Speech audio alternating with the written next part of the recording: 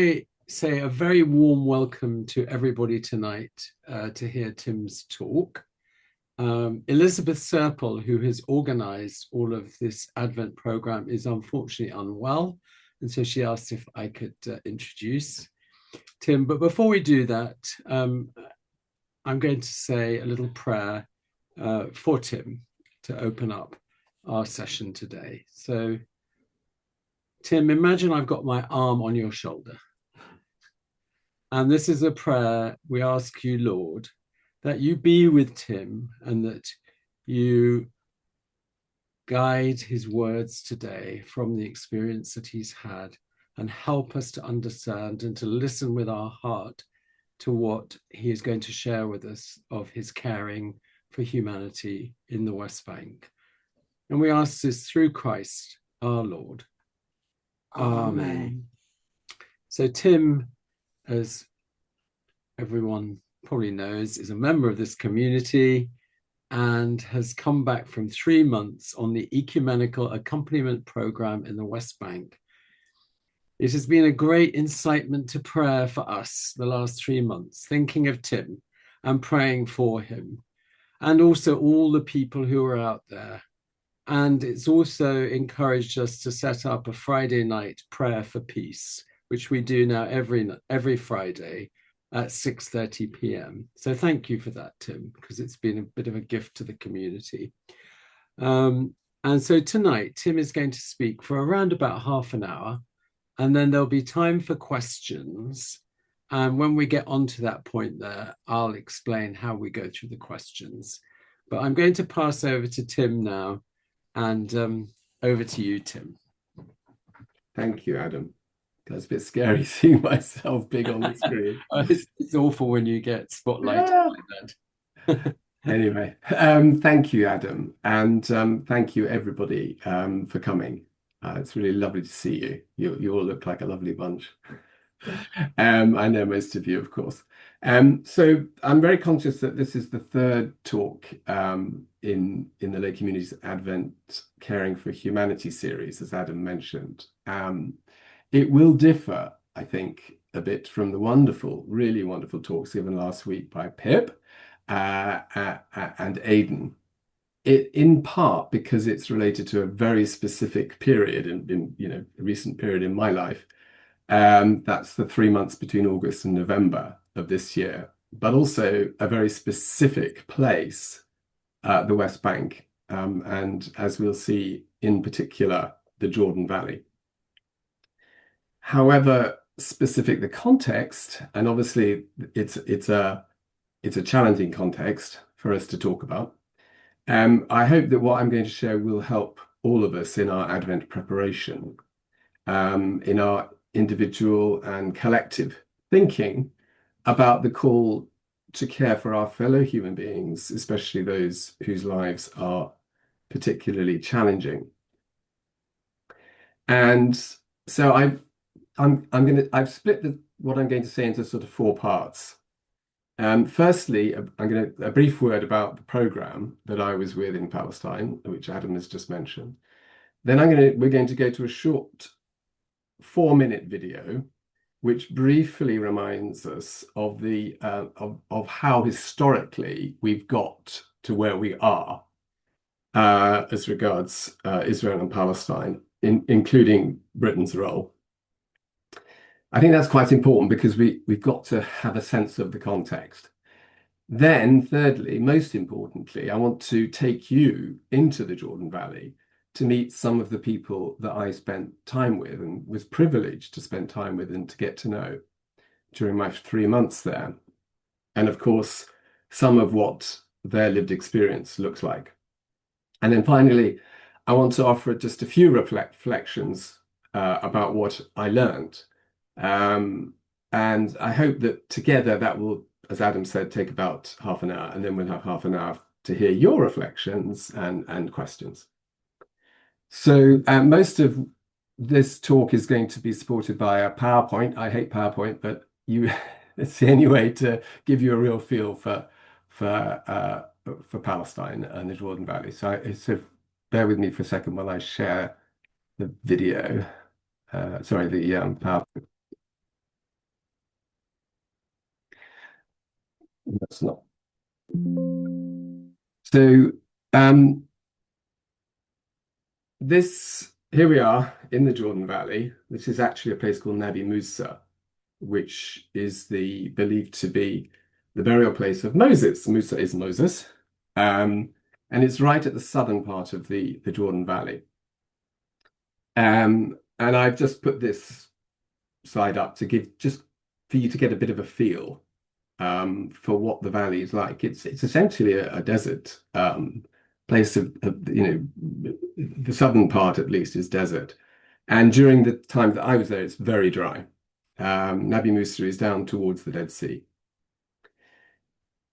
The program that I went out to Palestine with, as Adam said, is the Ecumenical Accompaniment Program in Israel and Palestine, very snappy title, EAPI.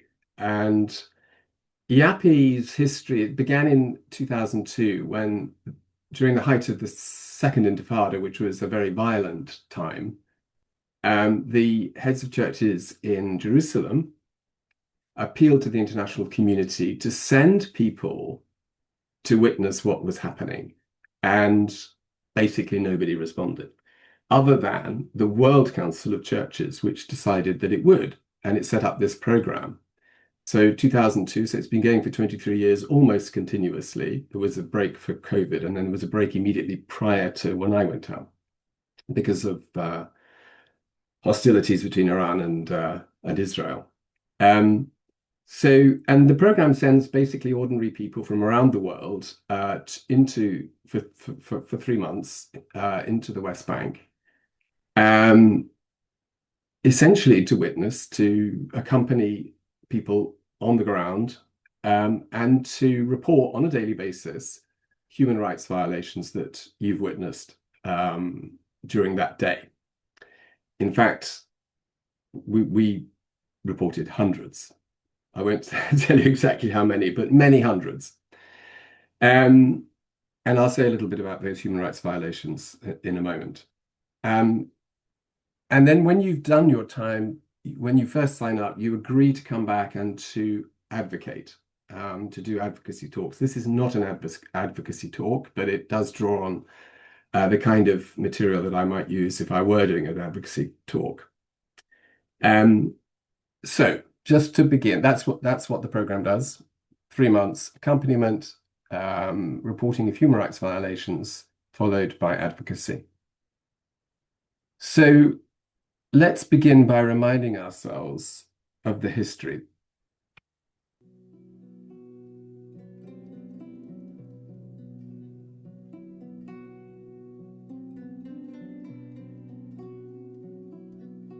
End of the 19th century. Following anti-Jewish racism in Europe and Russia and the development of Zionism, a political and nationalist movement to create a new homeland for the Jewish people in Palestine, the immigration of Jewish groups into Palestine began. They joined pre-existing indigenous Jewish communities living peacefully alongside the majority Palestinian population. 1917, the Balfour Declaration. The British Foreign Secretary, Lord Balfour, announced the British government's support for the establishment of a national homeland for the Jewish people in then Ottoman-controlled Palestine. 1923, the British Mandate. Following the collapse of the Ottoman Empire at the end of the First World War, European colonial powers began carving up the Middle East. Britain assumed control over Palestine, and the colonial British Mandate of Palestine began. 1930s and 40s, rising Nazi power and the Holocaust. Jewish immigration into Palestine rose sharply in the 1930s and 1940s as many Allied powers, including the US and UK, closed their borders to Jewish refugees escaping Nazi persecution and the Holocaust. 1947, the UN Partition Plan. Following rising tensions and violence between Jewish and Palestinian communities and the British decision to end its colonial rule, the UN proposed a partition plan to divide up the land between the Jewish and Palestinian populations. The plan never came into existence, following criticism that it disproportionately favoured the minority Jewish community. 1948, Israel declares independence. On the 14th of May 1948, the Jewish community in Palestine unilaterally declared its independence from British colonial rule and the creation of the State of Israel in Palestine. The declaration led to violent conflict and the start of the Arab-Israeli war between Israel and the surrounding nations. The armistice line at the end of the war became known as the Green Line and served as the de facto borders of Israel until 1967. 1948, the Nakba. While Israel celebrates the 14th of May 1948 as its Independence Day, Palestinians call this day the Nakba, the Arabic word for catastrophe.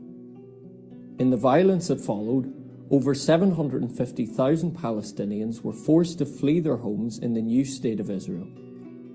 They became refugees living on Palestinian land beyond the Green Line in the West Bank and Gaza, and in neighbouring countries. 1967, the Six-Day War. Israel launched a preemptive strike against neighbouring countries following reports of an imminent attack, marking the beginning of the Six-Day War between Israel and the states of Jordan, Syria, and Egypt. Over the course of the Six-Day War, Israel expanded its territory beyond the Green Line and occupied Palestinian land in the West Bank and Gaza, the Golan Heights in Syria, and the Sinai in Egypt. The Israeli military occupation of the West Bank, including East Jerusalem, and control over Gaza continues to this day, with far-reaching consequences for peace and human rights.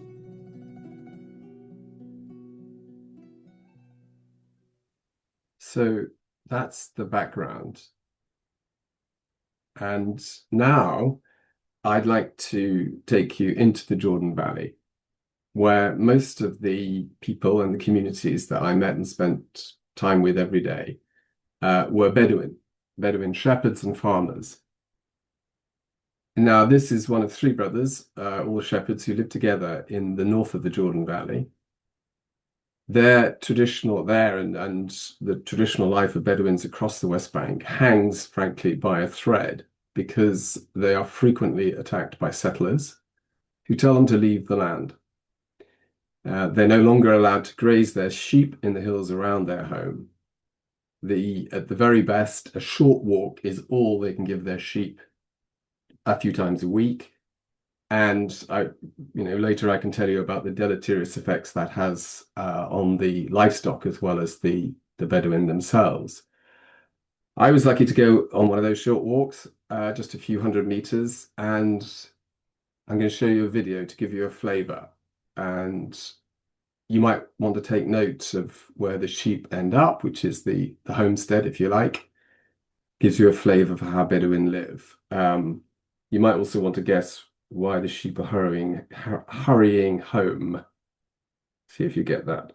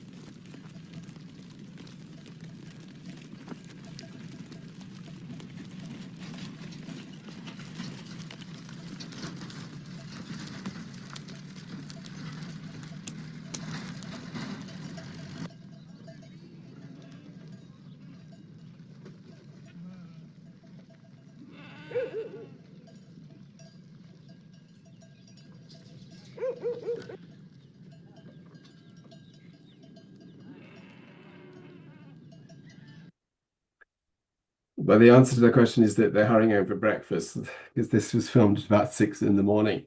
And we would stay one night a week, sleeping out in the open under the stars in this home, um, as a way of deterring uh, settlers from attacking. Now let's go to step back and have a look at where the West Bank is. I think most of you will know. Um, you've got the Golan Heights up at the top right, but we're not interested in that part. And also, I'm not here to talk about Gaza because I have been to Gaza in the past before the war, but I wasn't in Gaza in the last 3 months. So we're going to talk about the West Bank. And I'd like to show you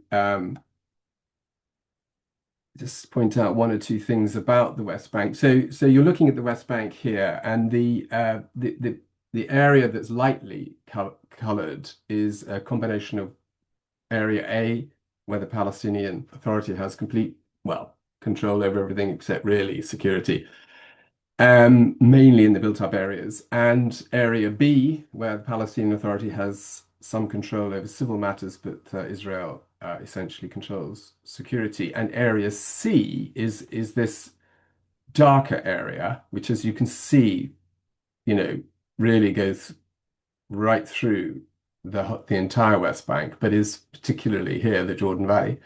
Area C is where Israel has complete control of everything. And as you can see, where you see these corridors, that's basically areas that are connecting up Israeli settlements, of which there are about 140 large settlements in the West Bank with about 450,000 people, as well as about 200 outposts, which I'll talk about in a moment. Okay, so let's get rid of this little dot. Sorry. So this is Jericho, which is where I lived. And this is a place called Bardila up in the north.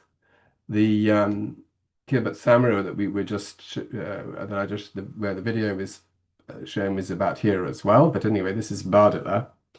And we're going to Bardila because I want you to meet Muhammad. Muhammad is a really remarkable person.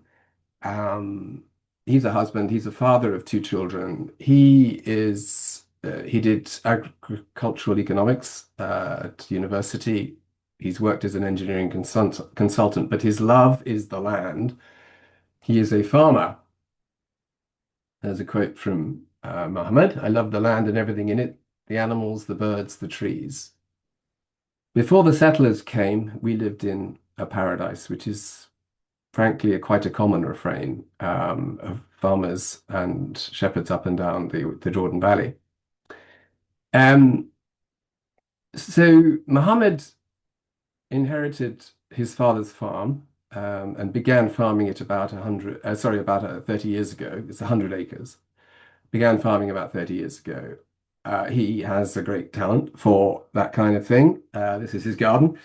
But in addition to his own farm, he manages another 1,000 acres because he set up a cooperative and he manages land on behalf of 26 other families in the village of Bardila. The land is beautiful. I have to say this photograph isn't the most beautiful, but it is beautiful. Of course, this is in the summer. It's very dry.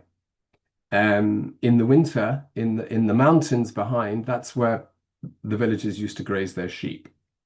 They're no longer allowed to do that. Muhammad loves the land. He loves growing things, and he loves sharing what he grows. It's interesting that in Bardila, as in many villages in the West Bank, anybody can take food from the land that's cultivated around the village. So even though you don't own it and you may not be the farmer, it's part of the tradition that the produce is shared, which is a rather beautiful thing. And in addition to being fertile, the land was also used by the families for recreation, families in the village. At weekends, holy days, people would barbecue on the farmland. go into the farms and barbecue. Now, before this planting season, Mohammed, on behalf of these 26 other families, invested, I beg your pardon, £250,000, all loans from a bank to pay for machinery, irrigation pipes, seeds, and so forth. That's how it works. That's how the agriculture works. And then you recoup when the harvest comes, and you pay back the loan and you start again in the following year. Unfortunately, that's not how it worked out this year, as we will discover. The second time I met Mohammed, the first time we didn't get onto the farm, the second time we did go onto the farm, he took us on, even though he was rather worried about it because he was worried that we would be attacked. But in any event, we went onto the farm, and he couldn't resist harvesting some peppers, which he gave to us, of course. So this is a story of basically farming in a very beautiful part of the West Bank. All of the West Bank is pretty beautiful, but here we are. And things were going quite smoothly until in December last year, an outpost was set up. And this is an outpost that you're looking at in this literally a couple of 100 yards from the farmland. And everything changed. The settlers have been here less than a year, said Mohammed. They come just for a few months, but in that time they have destroyed 20 years of work and my entire family life. When we went round the farm that day, Mohammed was in tears, to be honest. He was very emotional. This land, as I say, he inherited. It contains the burial ground of his ancestors, other ancestors of other families in the village. It means everything to him and to them. Now, this is a roadblock. This was set up by the settlers who came in December last year, not very long ago, with their cows, set up this roadblock to stop the farmers accessing the land. And he showed us the irrigation systems that he'd set up, which had been burnt and severed, pipes cut. They'd even burnt this was the area. There was a sort of a tent here, which is where the families would come and have barbecues in the summertime. And as you can see, it was burnt. And essentially, this is a pattern that's replicated across the West Bank. Outposts are set up. In this case, and most cases, it's a single individual, maybe with a container. It's organized, and they begin to intimidate the farmers in the land and tell them to leave, and then start attacking violently the local community, with the idea of forcing them to leave, after which they will take the land. And as in this case, as in Mohammed's case, they grazed their cattle on the farmland. So they took down the fences, and the entire crop is gone. And of course, the problem with that is not only that has he lost the crop this year, but he's no way of paying £250,000 that he borrowed, and faces the possibility of being chased and imprisoned by the Palestinian police for a failure to repay the loan. So the consequences of this kind of outcome, this kind of development are really quite extreme. Sometimes when I come here, I'm crying. I see all my family life being destroyed, and he was crying. And just before we leave, on the edge of the village is a Bedouin family lives. This is their home and a homestead. And about 3 months ago, in the night time, the settlers came and they set fire to this home. And only by some miracle did the family escape, and most of the sheep and goats. Some were incinerated.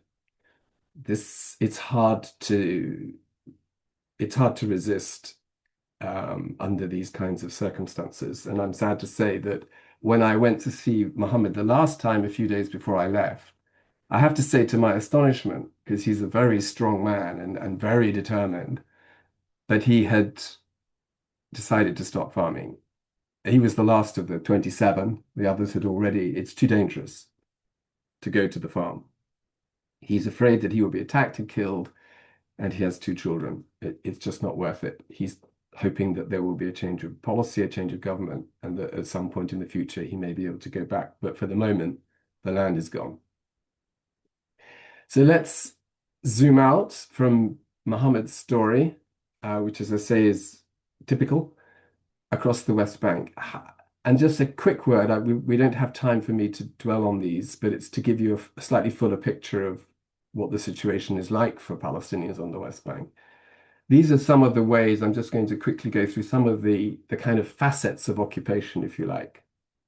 This one I'm going to dwell on very slightly, checkpoints, because I have to say I was really surprised about just how problematic checkpoints are. In the area that we're close to Muhammad, there are 2 checkpoints, one at Hamra and one at Tersia. Essentially, you can't go anywhere without going through one or other of these checkpoints. You can't go north, south, east, or west. And because they're often closed, essentially, you can't go anywhere. And families end up having to split in 2, with women and children going to the local town, Tubas, where they can get an education, because they can't get an education locally because of these checkpoints. The teachers can't get to the school, and the pupils can't get to the school. In one case, a coach of teachers and children was held at Hamra checkpoint. They weren't let through. The day was gone. It was GCSE, Tauji, it was GCSEs. The children, luckily, the teachers had the papers with them, and the children did the papers on the bus in 40 degrees centigrade at the checkpoint. Demolitions, I'm sure you're familiar with the idea of demolitions in areas C. Nothing can be built, literally nothing, not a gate, nothing. Anything that is built without planning permission is then demolished, and there have been over 3,000 demolitions since January of last year. That's official OCHA, the UN figures. Settlements and outposts, both of which are illegal under international law, and outposts, these early settlements that clear the land ahead of a larger settlement, are even illegal under Israeli law, but nevertheless they are facilitated by the government. Settler attacks, this is what people are suffering every day. And just to give you an example, this is probably a woeful underestimate, but there have been 3,000 settler attacks that have involved injuries to individuals or property damage since January of last year on the West Bank. Drone surveillance all the time. There are drones above people's homes at night and during the day, watching what they're doing.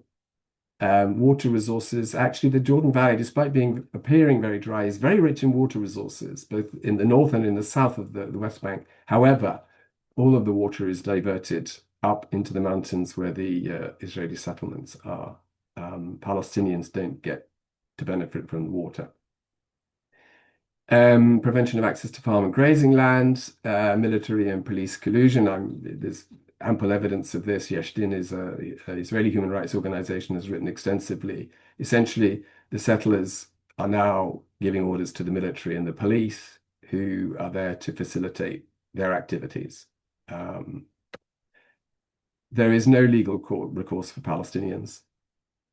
There is potentially legal recourse, but Mohammed, for example, I asked him, why, would you consider taking your case to the court? And he said no, because if he did do that, he would never, ever be able to pass it through a checkpoint again. His name would be blacklisted.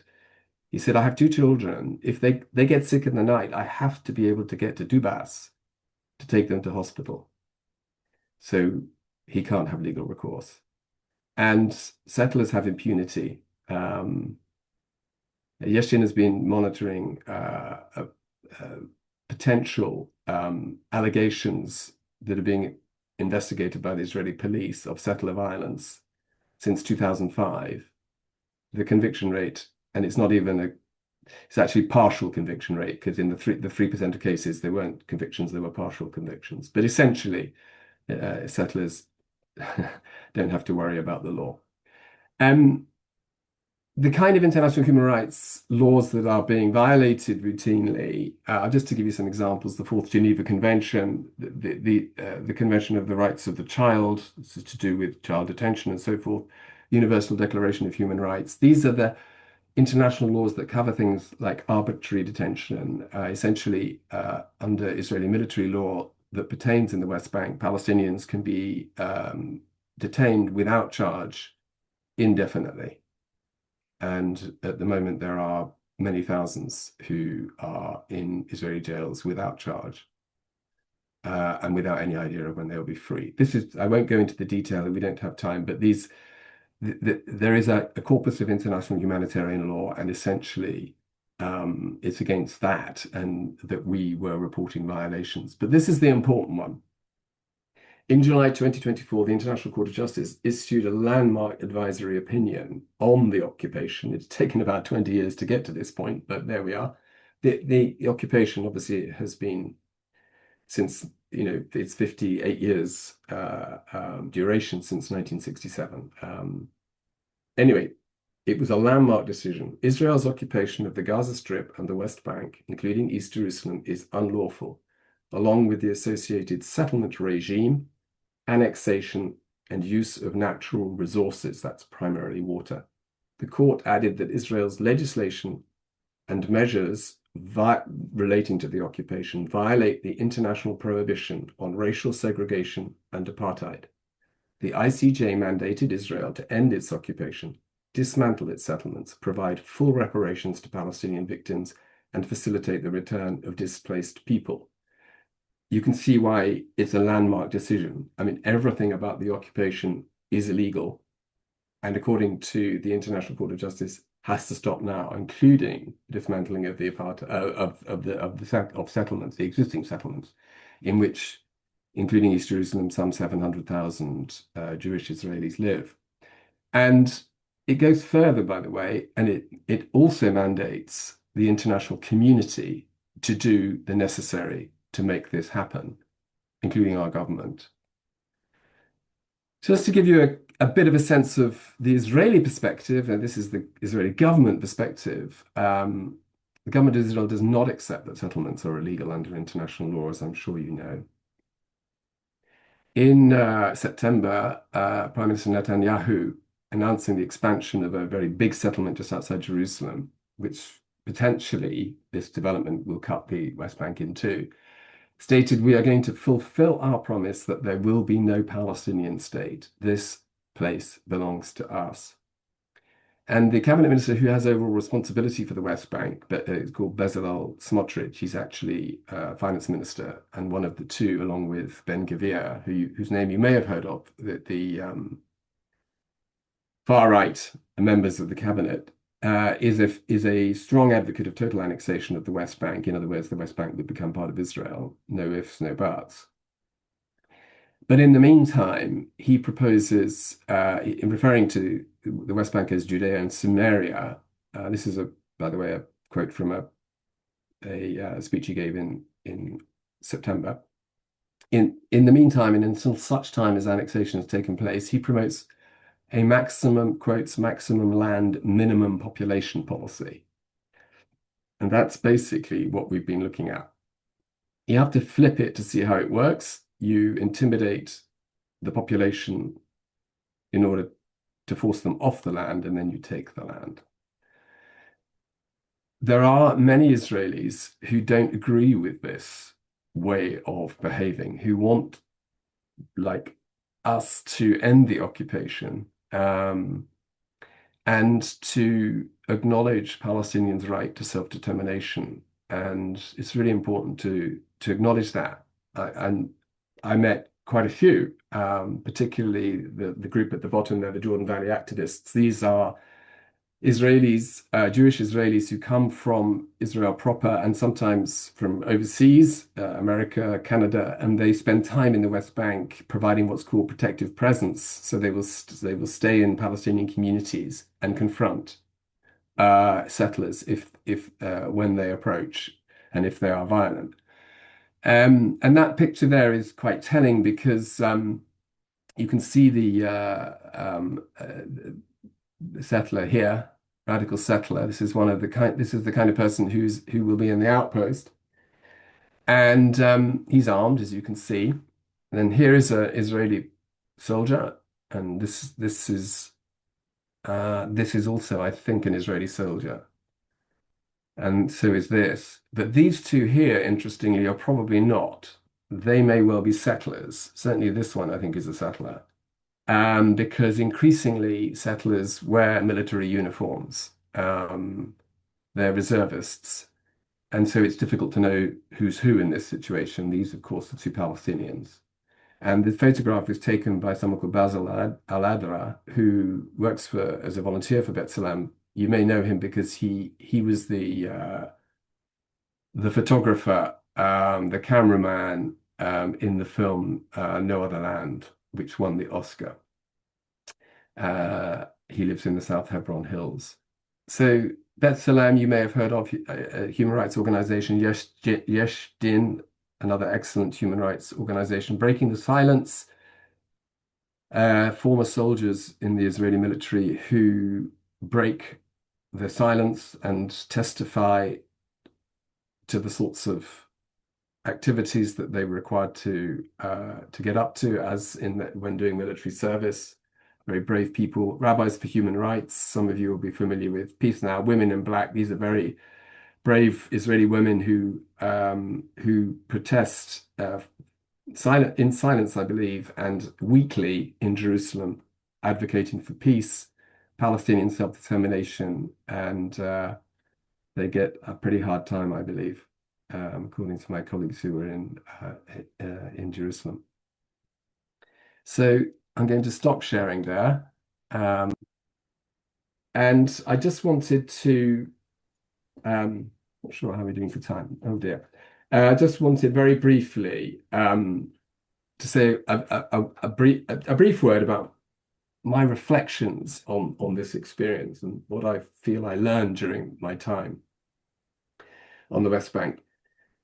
And I think the first thing I would say is that I experienced, amidst all the challenges, horrors, frankly, of this ongoing occupation and the suffocation and suppression of people's liberty and denial of their humanity, I experienced incredible hospitality. Very, very humbling and an incredible privilege to be allowed into people's home to listen to their stories and to be shown, a typical Palestinian and more than that, Bedouin hospitality. My overwhelming sense was of a people resisting peacefully.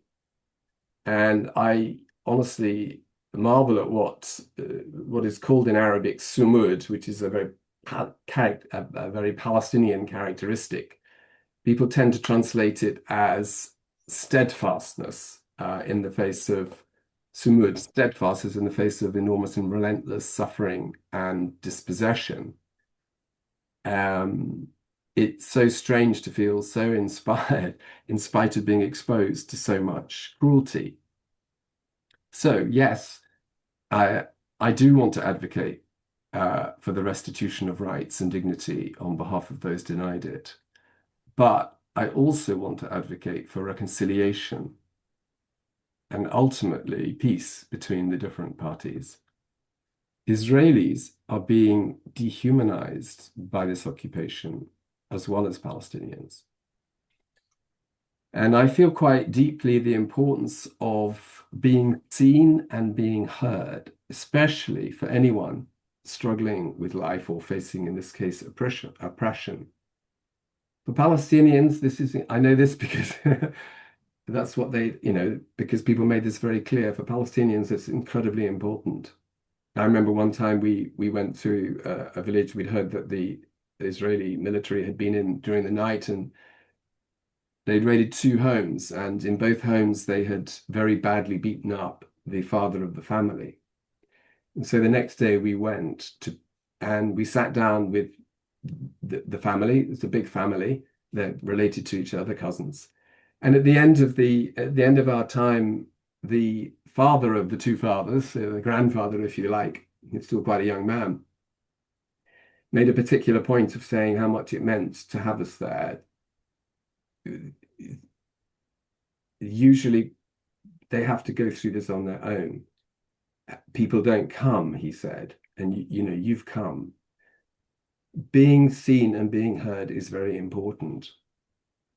And while none of us has it in our power to end the occupation, it is in our power to restore some measure of dignity simply by actively listening to people's stories and seeing and acknowledging their suffering. And it seems to me that seeing and listening are absolutely vital for empathy, our empathy and compassion. Finally, I'd say that I discovered hope, but very much as a verb, not a noun, an active, not a passive thing. And to be honest, before I went out, I feared I wouldn't discover this thing called hope. And I'm so grateful that I did.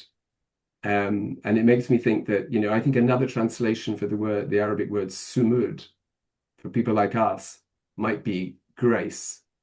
The grace to resist oppression and at the same time to actively resist hatred and despair. So I'm hoping that I brought some of that sumud back with me. But now I have to translate that into hopeful action. So those are just a few reflections, and I'd be really interested to hear yours too. And just to recap, 4 important words: sumud, grace. Well, let's say it's typically steadfastness, but I like to think it's also grace. Seeing and hearing or listening, and finally hope, but as a verb, not as a noun. Thank you. Sorry, I took longer than I expected. Thank you so much, Tim, for that witness and for giving honor to the people who you were with and sharing that with us. It's very moving to hear your story and to know that you've been there and you've given that support to people. So thank you, Tim. Thank you for asking me. Yeah, well, no. I'm going to open it up for comments, questions, reflections, anything really. We've got 15 minutes, so please, the way to do it, we can unspotlight Tim, take him out of the spotlight to give him a bit of a Thank you. break from being in the spotlight. But the way to do it is to use the react button down the bottom. So just if you press the raise hand like that, then you can ask a question. And then, so please, Richard and Christine, would you like to go? Tim, I was wondering if you had any reflections on what the main reasons are for the inactivity of the international community, particularly our own country, to make any headway in bringing recognition of international law into this situation. It seems that there's a sort of something's log jamming it up and where we seem stuck. I was wondering if you had any reflections on. Well, obviously the degree to which international humanitarian laws of war are becoming, as it were, moribund in terms of action being taken to enforce them is very problematic. Why is this the case? It's not only the case in relation to Israel and Palestine, but more generally. I think that I talked about settler impunity. I think that there are also important countries that abrogate to themselves impunity. I mean, the obvious one is the United States, which doesn't doesn't recognize the jurisdiction of the ICJ when it relates to its own citizens and particularly its soldiers, like for example in Iraq. So I think, and when you ally that to the rise of the right populism, I think we really do have a problem, because I think right populists do actually genuinely want to actively undermine, the international humanitarian rules-based order as represented by the UN and various UN agencies and the laws that support and their work. And so I think it's a real problem. Specifically in relation to Israel, I think we have to recognize that Israel is an ally of many nations, including our own, and Palestine, which is why some people really are passionate about the recognition of Palestine, because it's even though it's sort of de jure rather than de facto, it puts Palestine on the same pegging potentially as Israel. And so it begs the question of how are you recognizing for example, the right of Palestinians to self-determination, in the same way that you recognize the rights of Jews to self-determination in the creation of the Jewish state of Israel. So I think it's really to say that you ask a really important question, and I think we should all be very worried by what's happening. I think we have to be realistic that actually in many instances, nations just do not want to enforce international law out of self-interest. I think so. And I think there is a degree to which the British government is culpable in that regard. Thank you. Is that Peter or Catherine or both? Peter. I think it's me. So, Tim, thank you very much for your talk, which I think brought your experience to us in a very real way. I wanted to ask two things, really. Firstly, could you say a little bit about what it was that brought you to undertake this program, with all its difficulties and challenges? And the second is, and this may be premature because the experience is still very recent, but I wonder if as yet you have a sense of what active hope might look like in terms for yourself, and also perhaps what it might look like for us who are listening to you this evening. Thanks, Peter. Yeah, I mean, I as you know, I have been going back and forward to Palestine for many years. I first went in 1987, which was before the first Intifada, and my work in the last number of years has involved me working with Palestinian partners and visiting quite often. So I think I wasn't really ready to hang up my boots. I mean, I was happy not to be. I'd retired, but I remember when we were all asked to say, why are you on this program when we were doing our training? And the answer from me was really simple, that I love Palestine and I love Palestinian people. And so really it was quite selfish. It was an opportunity to go and to continue that love affair, albeit in these challenging circumstances, challenging not for me, challenging for Palestinians. So that's really why I applied, and I really happily talk to anybody about the program if anybody was equally or was also interested. I would strongly recommend it. I think hope looks different for different people, but I think that I'll just say what it looks like for me, because that might be helpful, and then other people can maybe reflect on that. Like I said, when I went, I was worried actually that I would come back feeling really depressed. And I was particularly worried that I might see somebody being shot, or some horrible situation that would be quite scarring. And although I didn't see anybody, I'm pleased to say I didn't see anybody being shot. I did see plenty of things that could also be scarring. But what I also saw, and what was way more powerful to me than casual cruelty, which is something to be condemned and regretted, was incredible fortitude. And Now, most of the people I met, almost all of them, probably all of them, were Muslim. I should probably say that. Their faith in God is really, it's rock solid.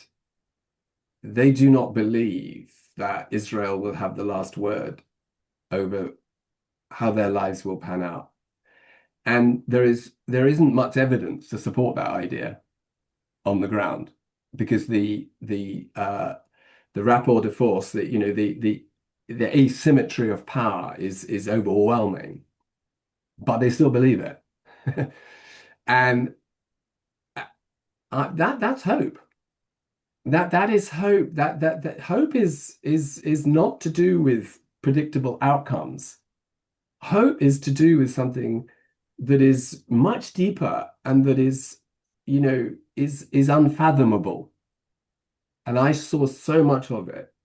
So all I can say is I now know what it looks like, and I know it's possible to have hope in really difficult circumstances. And I think we as Christians should be able to reflect on that, because our entire faith is based on a hope. And that hope on which our faith is based, the resurrection, is itself pretty, quite difficult to evidence. It doesn't look terribly scientific, but we still believe it.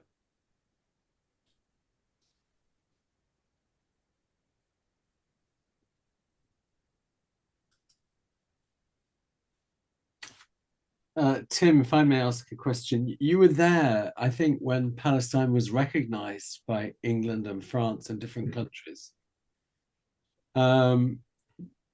Did that make any difference? Did you feel that sort of impacted the people there? Well, I don't have a British passport. I'm British, but I have an Irish passport.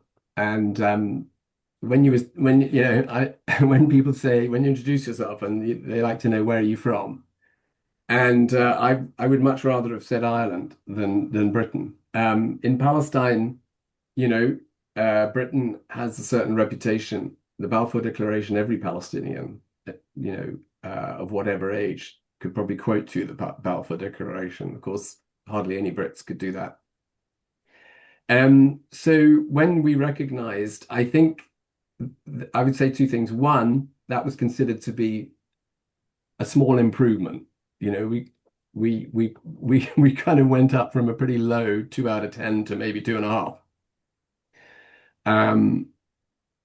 But generally speaking, I would say that I don't want to call it cynicism, because it isn't cynicism, but people don't believe that recognition will change anything. Palestinians, I mean. So it came, it went, there was a murmur, not much more. Ray, you need to unmute, Ray.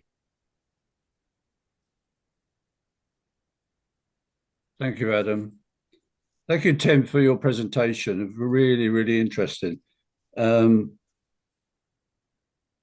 probably all sat in front of the TV or the radio or open the newspapers and think, oh, here we go again. It's happening. Nothing's being right. It seems so grossly unfair what's happening in that part of the world.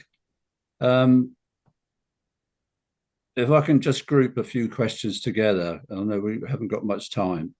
You mentioned at one point Netanyahu's claim to the land. Is there any credibility to that at all? And is there any credible elements of the narrative that supports criticism of the Palestinians?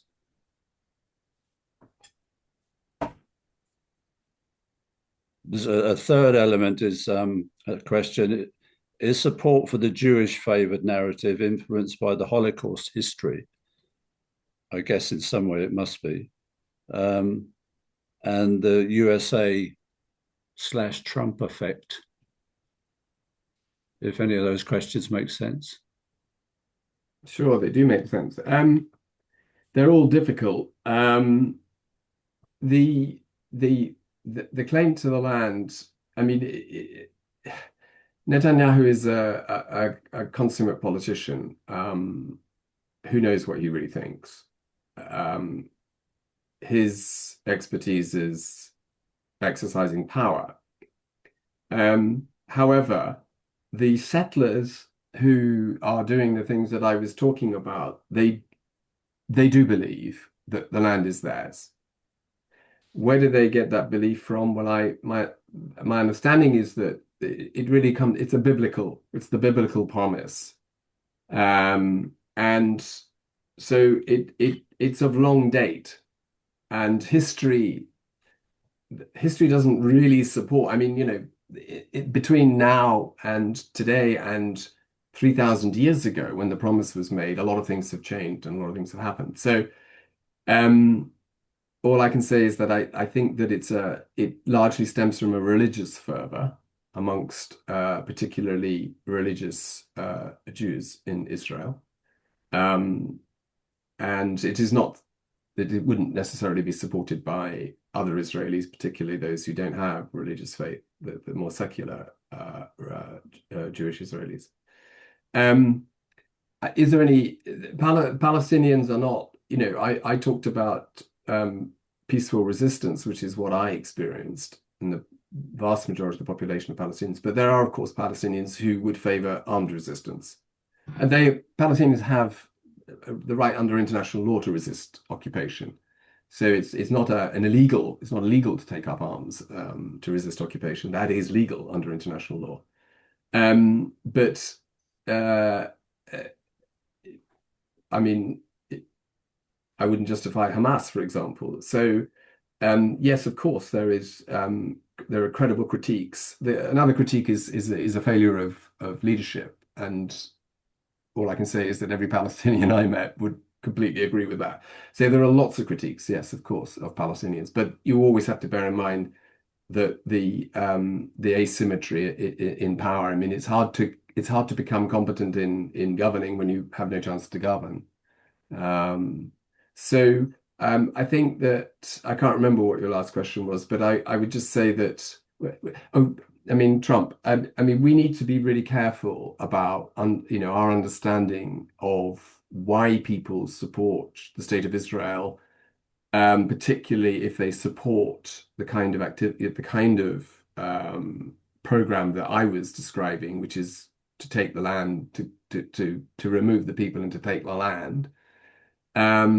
And there are Christians who support that. There are many, many Christians in the United States who some people refer to as Christian Zionists. These are quite slippery terms, but all I would say is that I in almost every case, I suspect there are people who don't really know very much about the situation.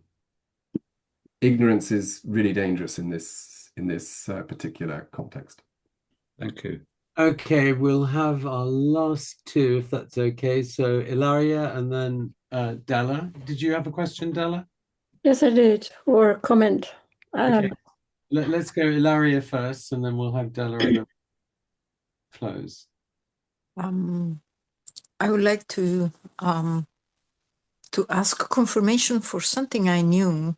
That was the statement regarding the property of the land. It comes from, I think, the first point of their constitution that just state the land is theirs. That's what I was recalling, but my question was different, and it stems out from Tim talking about the hope of the Palestinians. Now, Tim, you have been there, and from what you told us, I perceive so much desperation. Do you have hope? And if you do, in which direction? Looking at what? Hoping into what? I think that, Ilaria, when people ask this sort of a question, I think that very often they're really talking about a political solution. Is there going to be a political solution? Is there are Palestinians going to get their state or the right to self-determination or that kind of a thing? And I think that on the evidence, we're very far from that situation, and it's very hard to see that anytime soon or anytime. So that's not where I get my hope from. I think where my hope comes from is something much more basic, and that is in the ability of human beings to, um, as I say, resist the temptation to give up, to despair, to fight back violently, all sorts of things, which some of which may, be perfectly justified on lots of grounds, but nevertheless, people find a way to resist the temptation that I'm describing, and more than that, to live with integrity, to dream about justice, to love their kids, to refuse to leave the land even though they're being intimidated. These things I think are very hopeful, and I can't find it in myself to not recognize these virtues when I've seen them displayed so prominently by so many people.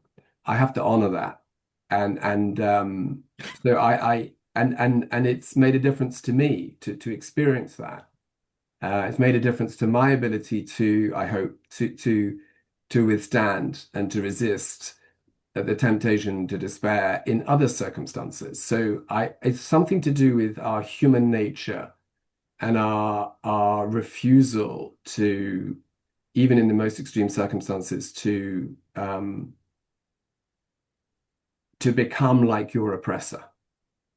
And I think that that's what gives me hope. But at the level of politics, the current direction of travel is truly lamentable. Thank you. Thank Della. you, Tim. Tim, you have said so eloquently and expressed so eloquently this quality of hope that one does feel being close to the Palestinians, which I have been also for many years. And the reason was to share with people, and engage us with exactly what you have been talking so wonderfully about. From the Christian perspective, I understood when one Palestinian just said, perhaps it doesn't really matter that much. Perhaps this is what God wants of us. Perhaps we, as Christians, are being asked to witness, to love, to witness to all the things that Jesus came to show us. So we continue and we'll go on, Della, and we'll make jokes. And they do. Some of the jokes and some of the films and some of the absurdity of the situation, they're managing even to find that. And there is something very wondrous about an encounter with people, a whole people over years now. We're talking about 3 long decades, 60 years of oppression and of more and more being taken from them. And this is what kept me going, to keep taking people, for all of us to encounter that as well. And one really, Tim, I'm sure you found this too, one really does encounter Christ in this situation. You really know that Jesus somehow is most definitely there. And this was what was told to me time and again, with the tremendous incompetence and impotence one felt to actually do anything apart from the most superficial, like taking medicines and clothes and things like that, but the terrible, awful impotence one felt. And this is when one really did understand more, or begin to understand more, just how strong Jesus is in these people, and that God is so, so very, very strong in them. And that is, one calls it the human spirit, whatever it is we've been given, to resist peacefully and with great dignity and great love. Exactly what we've been given and created with. And the attitude was always, Della, don't worry. Bring your people, please bring your people to us, because whatever else, it means you are with us. And that is what we need. So, Tim, thank you very, very much for sharing it. Thank you, Della. And Adam, if I may just say one last thing, because this question of what gives you hope, which of course keeps being asked. There's one other thing that gives me hope, and that is the Israelis I met who also resist courageously. Yes. And are working for peace, and are working for the restoration of dignity and human rights and self-determination for Palestinians. And it's pretty tough. One young man, his name's Sam, mid-20s. I think he's neurodiverse. He had a terrible time in the military. And when he was talking about it, his whole body was telling you the story of the terrible time that he had in the military.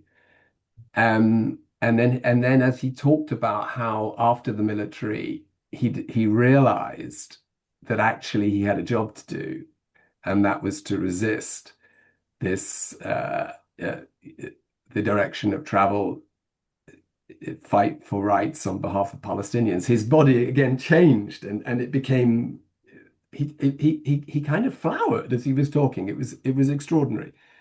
So people like Sam also give me hope, and there are many Jewish Israelis and Jews in other parts of the world. You know some of them, Adam, who are peacefully resisting and building peace. So they too give me great hope.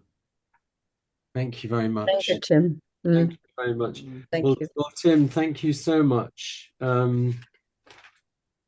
This is the last talk in our Caring for Humanity, although we are having these wonderful witnesses every day with a calendar. And this program was, in fact, it was the idea, the inspiration came from Tim last year.